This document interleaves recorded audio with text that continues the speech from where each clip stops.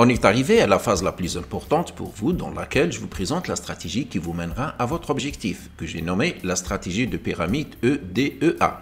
Avant de vous la présenter, j'ai vu qu'il me serait nécessaire de vous parler d'un paramètre important qui est le CEP, qui veut dire le sentiment d'efficacité personnelle. C'est en quelque sorte le thermomètre qu'on utilise pour mesurer l'aptitude d'un individu ainsi que sa confiance en soi à une tâche professionnelle que devrait exécuter. Le CEP correspond donc à la croyance qu'a une personne sur ses capacités d'action.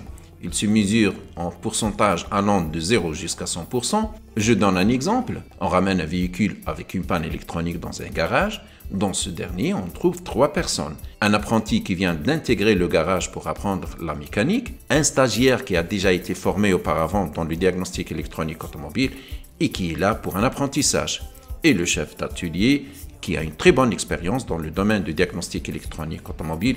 D'ailleurs, c'est à lui qu'on a confié la réparation du véhicule. Pour un apprenti qui n'est pas encore prêt pour cette tâche, son sentiment de pouvoir diagnostiquer le véhicule est faible, on l'estime à 15%. Pour un stagiaire qui a suivi une formation au préalable suivie par une bonne période d'apprentissage, il vous dira « je pense que je pourrais le remettre en état ». Ici, on peut évaluer son CEP à 60%, parce qu'il a des doutes et n'est pas sûr de lui-même de le réparer à 100%.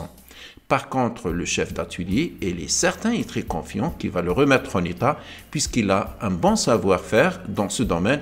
Il a eu des cas similaires pas mal de fois auparavant.